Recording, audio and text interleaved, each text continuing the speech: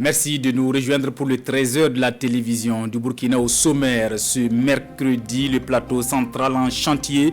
Les infrastructures essentielles pour la commémoration de la fête nationale sont en finition. Zignaré change de visage, tout comme Boussé visite terrain des membres du gouvernement sur les chantiers du 11 décembre à suivre en début de journal.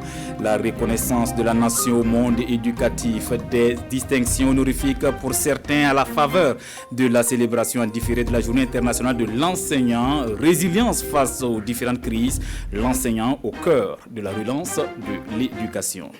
À l'international, la COP26 ou la COP des inflexibles, c'est du moins ce à quoi il faut s'attendre du rendez-vous de Glasgow. La Chine et la Russie, taxés de pollueurs, manquent à l'appel. Vous entendrez le président américain Joe Biden et Boris Johnson, le premier ministre britannique.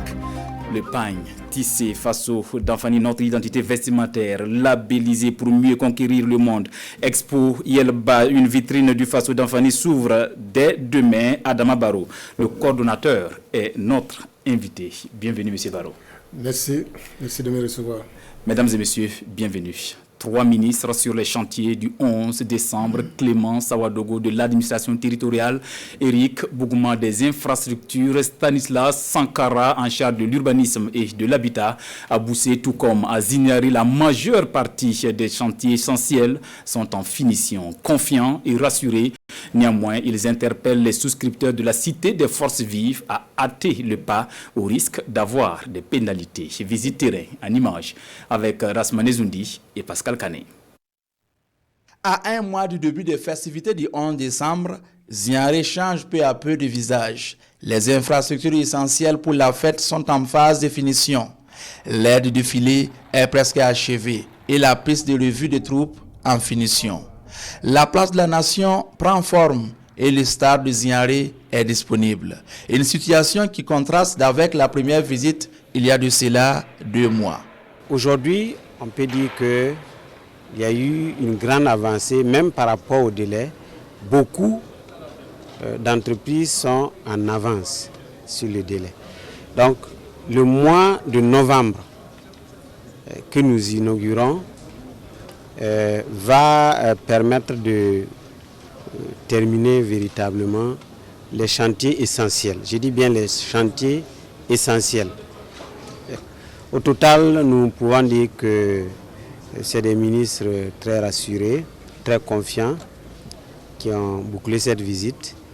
À la Cité des Forces Vives, par contre, beaucoup reste à faire. Si les travaux sont avancés sur certains chantiers, d'autres ne font que commencer.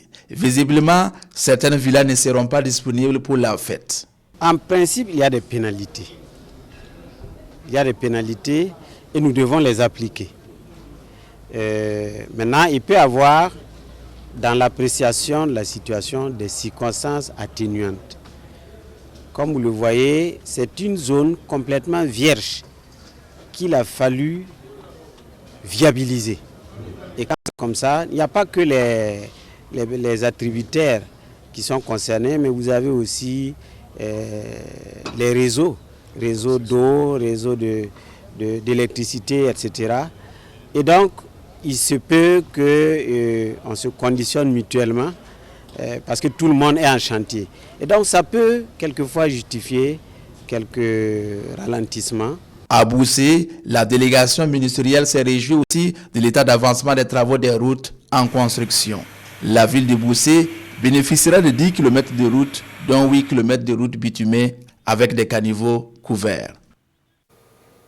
De retour à Ouagadougou, prenons place à l'hémicycle. La cohabitation entre établissements scolaires et débit de boissons n'est pas du goût des élus nationaux. Le ministre de l'Éducation nationale, interpellé hier sur l'ampleur du phénomène, explique également à la représentation nationale la stratégie de promotion et de valorisation des langues nationales. 2 questions orales avec débat, ambiance dans ce reportage de Lassina Ouattara et Sanoua Christine Koulibaly.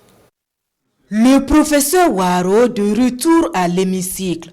Aujourd'hui, le patron du département de l'éducation nationale, de l'alphabétisation et de la promotion des langues nationales est là pour répondre à 2 questions.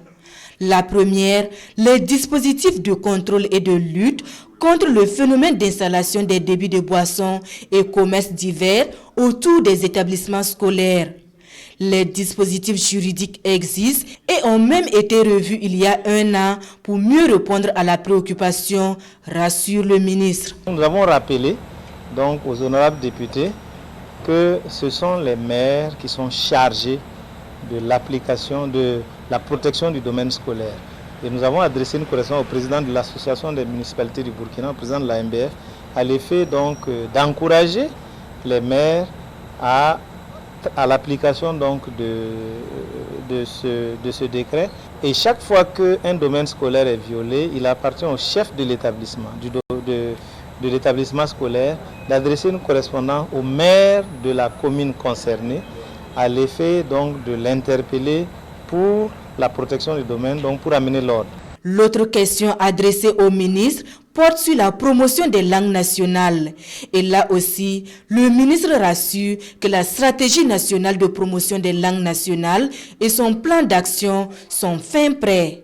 Reste leur adoption par l'exécutif. À ce niveau-là, les choses avancent et nous avons rappelé aux uns et aux autres qu'à travers la stratégie de scolarisation accélérée passerelle, nous utilisons les langues nationales. Le bilinguisme est utilisé dans 273 établissements. Et nous mettons à disposition 3 milliards de francs CFA du budget de l'État chaque année auprès du Fonds pour la formation et l'éducation non formelle pour le développement donc, de nos langues nationales aussi. Il domine bien la question et les réponses qu'il a apportées effectivement aux préoccupations soulevées étaient largement satisfaites.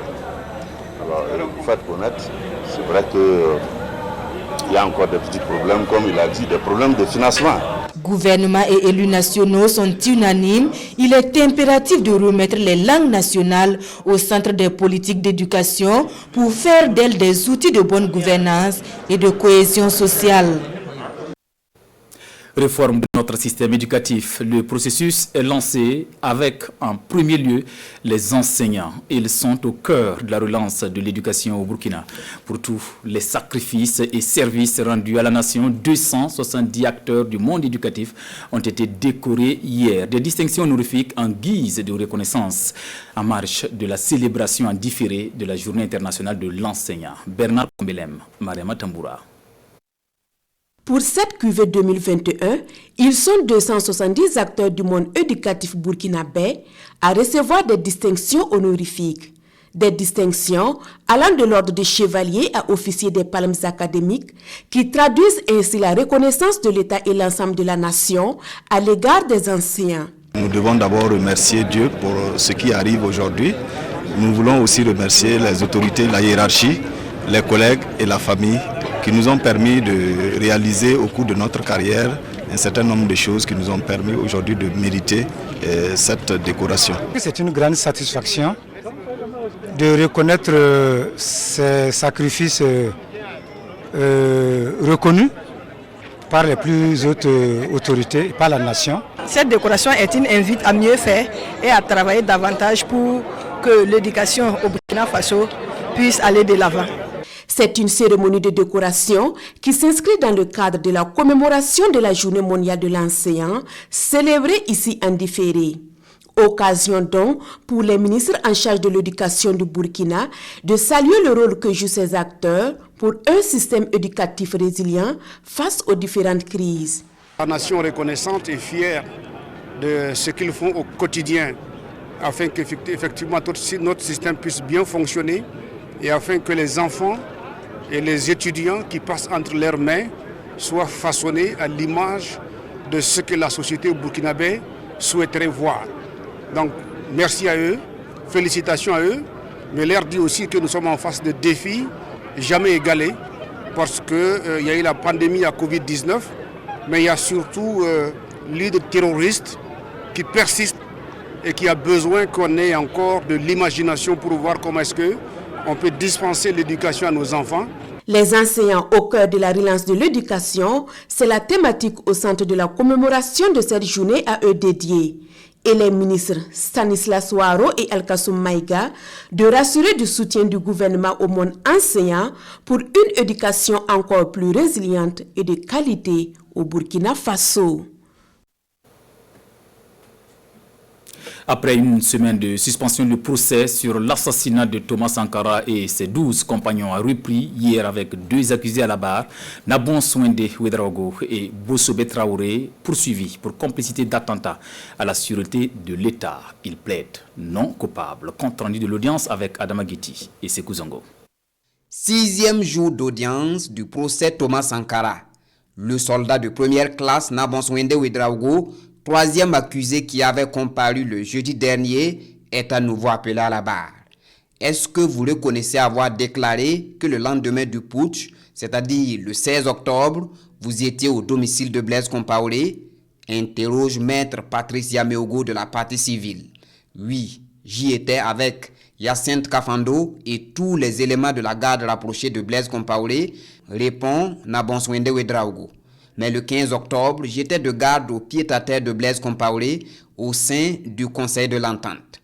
J'étais en tenue de sport quand Hyacinthe est sorti du poste 520 et a lancé « Venez avec moi ».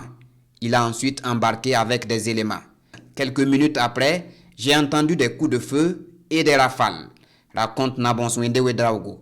En tant qu'agent de la sécurité, quelle a été votre attitude quand vous avez entendu des coups de feu?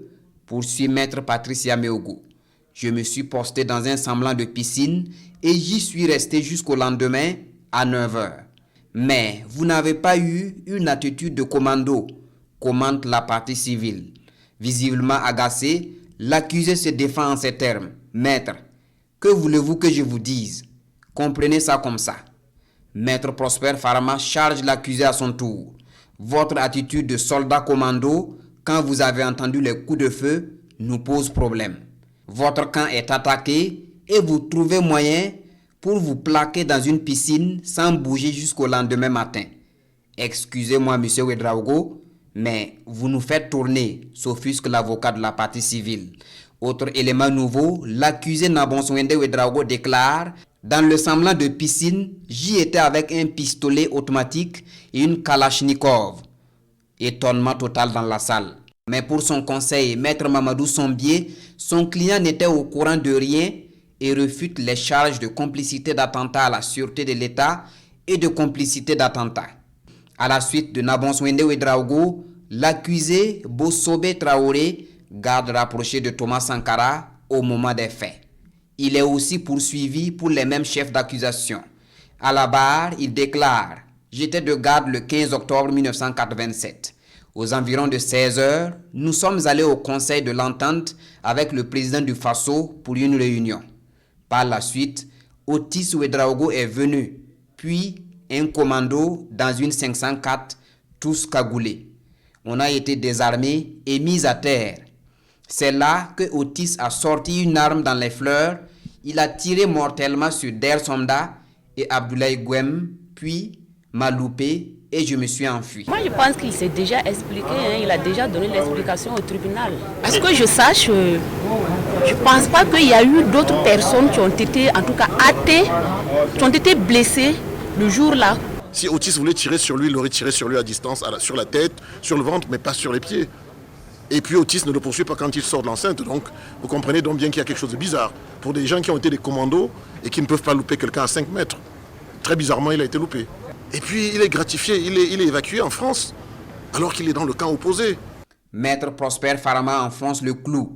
De 2 choses l'une, soit vous êtes hyper wacké, soit Otis ne voulait pas vous tuer. L'audience est suspendue et reprend demain avec Bossobe Traoré, toujours à la barre.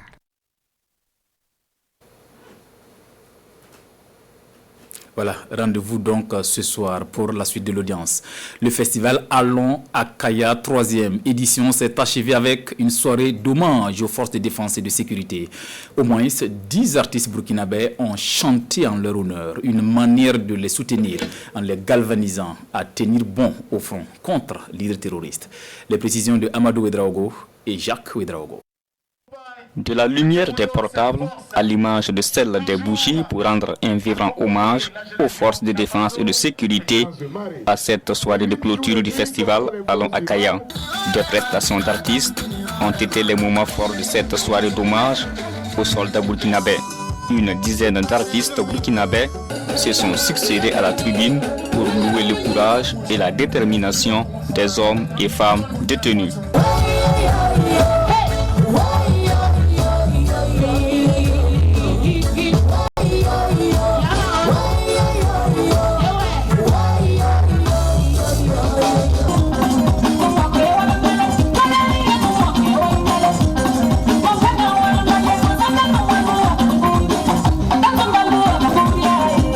Je suis contente parce que je peux dire que mon objectif est atteint vu la réceptivité, la manière dont les gens reçoivent la chanson, la manière dont les FDS même reçoivent la chanson.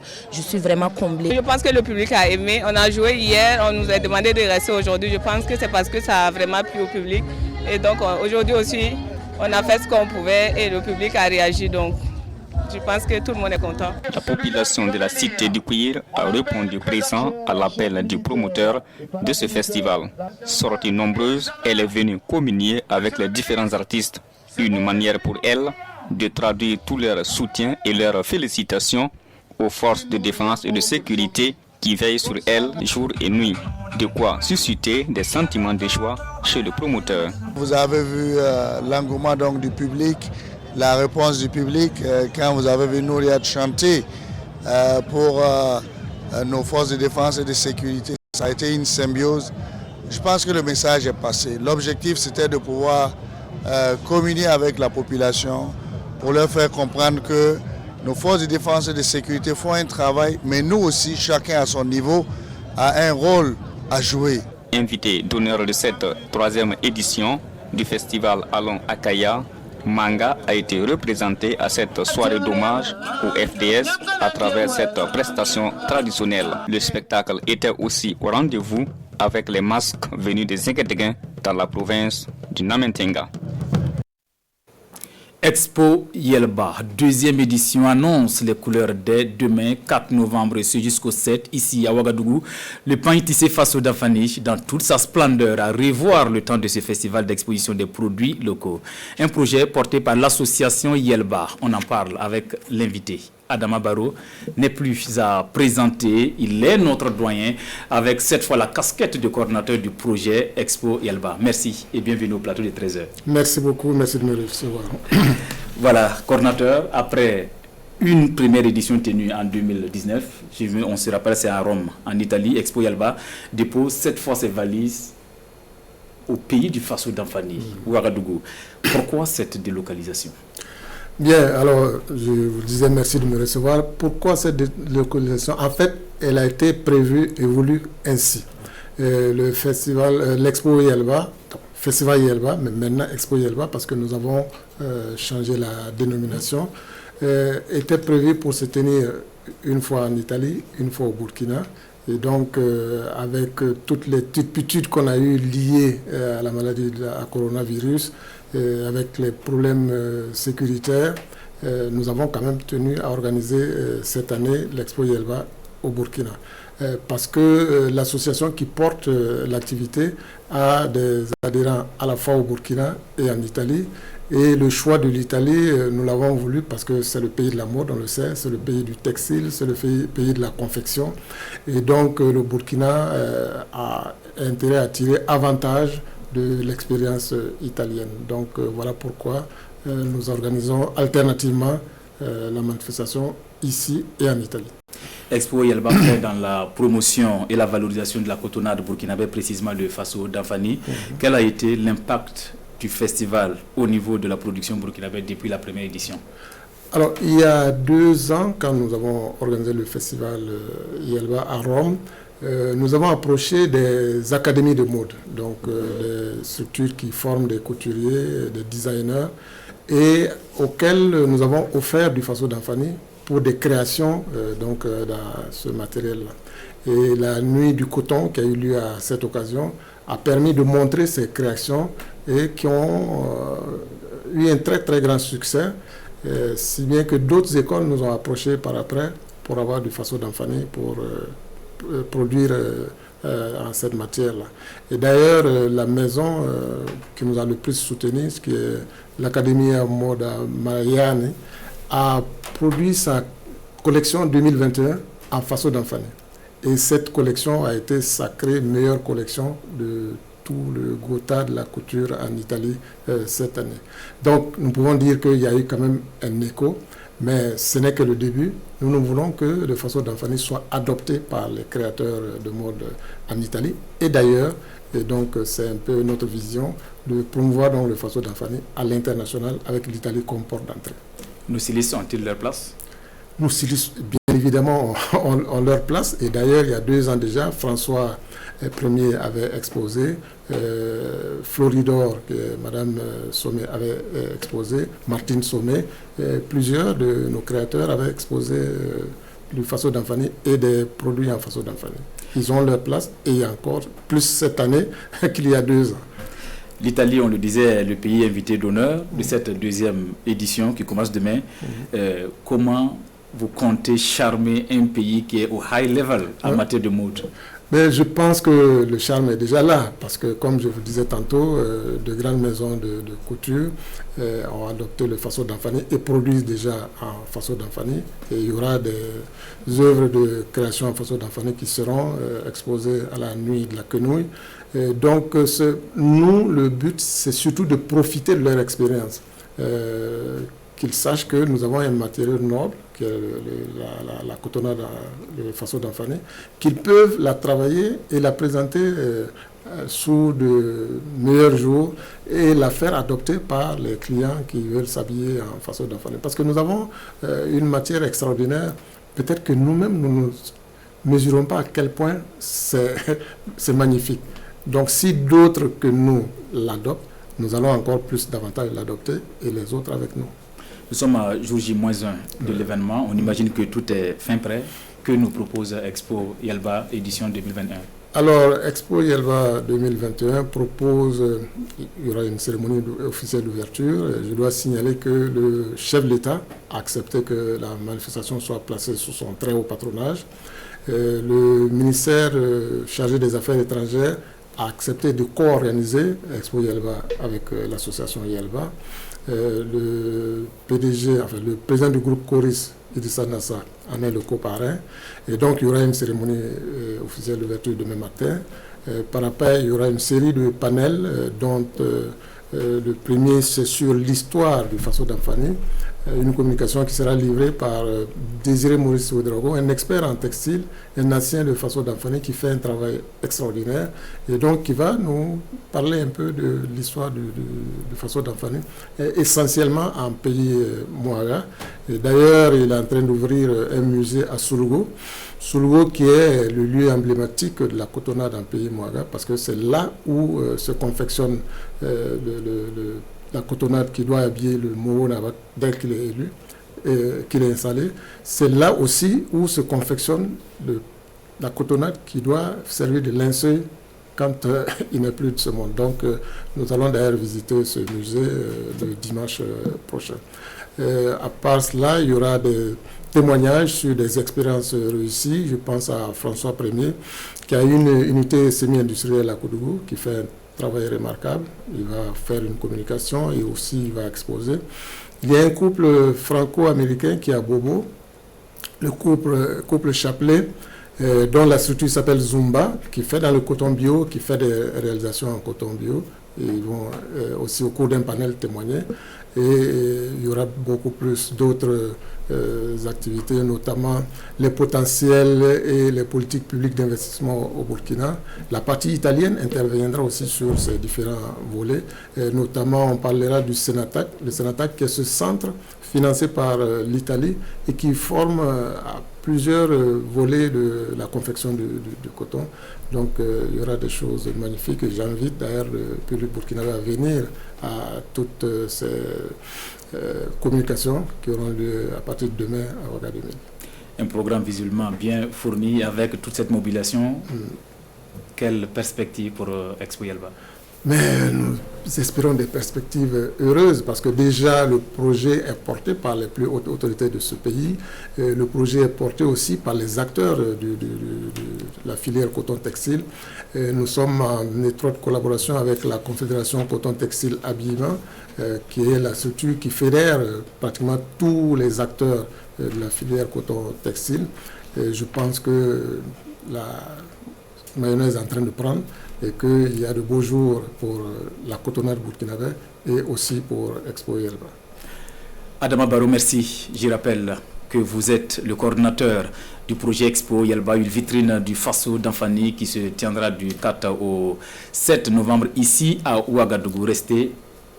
Je voulais dire que les travaux se dérouleront en virtuel et en présentiel. Donc il y aura un lien que nous allons communiquer sur les réseaux sociaux pour que ceux qui ne sont pas sur place puissent suivre la manifestation. Voilà, vous l'avez compris, les travaux vont se dérouler en virtuel et en présentiel. Voilà, restez avec nous pour la suite du journal. Ayez de la sympathie pour les plus démunis, surtout pour les enfants. Certains enfants retirés de la rue et insérés dans le centre d'accueil et d'urgence de Somgandé, c'est ici à Ouagadougou par le ministère en charge de l'action humanitaire. Studieux, ils sont admis au CEP, au PPC, au CQP session de 2021 avec brio. Le prix enfant de la rue leur récompense. Le palmarès avec Amandine Larsaga. De l'émotion à cette 3e édition de récompense du ministère en charge de l'action humanitaire.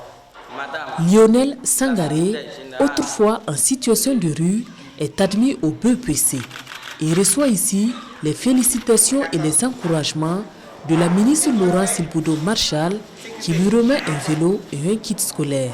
Je suis très content. Aujourd'hui, je suis très content parce que j'ai eu des cadeaux. Et puis, j'aimerais continuer. Comme lui, ils sont au total 10 récipiendaires.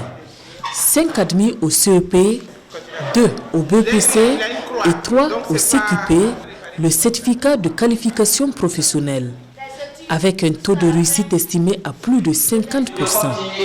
Un taux relativement faible comparé à l'année écoulée qui était de 83%.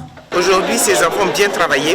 Il était bon de leur dire qu'à chaque effort a droit à une récompense ou a droit à un résultat positif. Donc aujourd'hui, c'est inciter les autres enfants à challenger pour faire de bons résultats.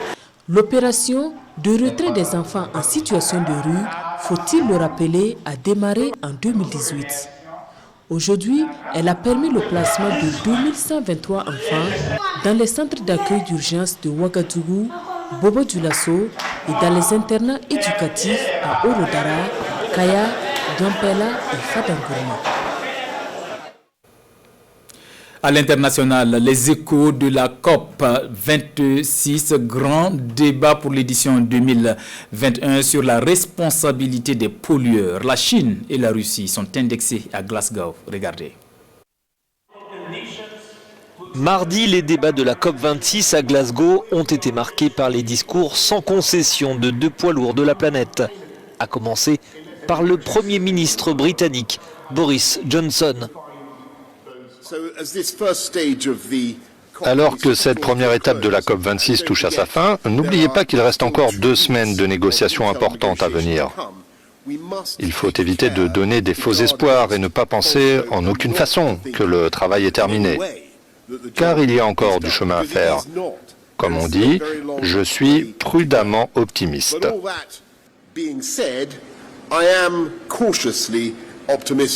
Le président américain Joe Biden, lui, a ciblé la Chine et la Russie.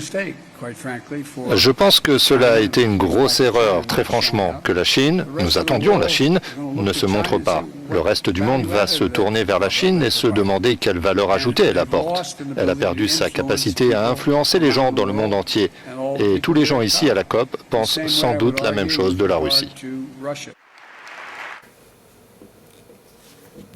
Sport, cyclisme en bref et en image, Nagrengo Tenkodogo, c'est le trajet de la 6e édition du Tour du Faso parcouru ce matin. Et c'est l'Algérien Hamza Yassine qui s'est montré intraitable au sprint sur la ligne d'arrivée devant Bachirou Nikema du Burkina. Sur la distance des 153 km 300, les coureurs ont mis 3 heures, 13 minutes, 13 secondes. La vitesse moyenne du jour est de 47,522 km/h. Le Belge Wouter Rutger perd donc son maillot jaune à l'issue de l'étape. Hamza Yassine, le vainqueur de l'étape, est le nouveau maillot jaune du Tour. Plus de détails dans nos prochaines éditions. Revue de presse pour refermer ce journal. À la une, ce mercredi, le lancement des activités de la 18e édition de la Semaine nationale de la citoyenneté CENAC 2021. Et l'audience du mardi 2 novembre dans le cadre du procès Thomas Sankara. Lecture croisée des journaux avec Hadi Sandaba. Procès Thomas Sankara, la chance à la barre, titre aujourd'hui au Faso. Oui, c'est le surnom donné au caporal Bossobé Traoré, garde rapproché du président Thomas Sankara au moment des faits. À l'audience de ce mardi, l'accusé avoue avoir échappé miraculeusement à la mort, d'où le surnom chance donné par Maître Farama. Une histoire très mal racontée, à en croire les avocats des partis civils qui estiment qu'un si bon tireur et commando d'élite, Otis ne peut se permettre de rater sa cible qui était aussi près de lui. Pour Sidoaya, ce sont des déclarations assez farfelues. Dans les colonnes du journal de tous les Burkinabés, Bossobé rapporte qu'après avoir tiré sur Der Somda et Abdoulaye Gouem, Otis l'a raté en le blessant seulement au bras. Le caporal Bossobé était-il le juda de service, s'interroge alors l'observateur Palga. Quatrième homme à comparaître en tant qu'accusé dans la phase des interrogatoires, Bossobé Traoré est vu par bon nombre comme étant le traître qui a favorisé l'assassinat de Thomas Sankara et de ses 12 compagnons. Et lui plutôt se présente comme une victime que les dieux de la chance accompagnaient ce soir fatidique du 15 octobre 1987, conclut le doyen des quotidiens. Autre actualité du jour, la journée nationale du drapeau qui marque le début des festivités de la Semaine nationale de la citoyenneté, édition 2021. Une semaine pour promouvoir la connaissance des symboles de l'État, selon Sidouaya. À propos, le journal de tous les Burkinabés précise que c'est un cadre de sensibilisation et d'information aux valeurs de civisme et de citoyenneté qui vise à amener les populations à s'approprier les valeurs d'une citoyenneté responsable en vue de susciter leur participation à la consolidation des acquis de développement. Le pays, pour sa part, estime que c'est une invite à respecter les symboles de l'État. Respecter les symboles de l'État, c'est d'une part affirmer l'existence du pays et s'engager à consolider sa souveraineté et, d'autre part, faire preuve de citoyenneté et d'attachement aux valeurs sociales burkinabées. La devise du Burkina Faso, unité, progrès, justice, renvoie à la nécessité pour le peuple burkinabé de se mettre toujours ensemble pour être davantage plus fort et remporter les victoires devant conduire vers le progrès, conclut le journal. Voilà pour l'essentiel de l'actualité de cette mi-journée. Merci de votre fidélité au programme de la télévision du Burkina. À bientôt.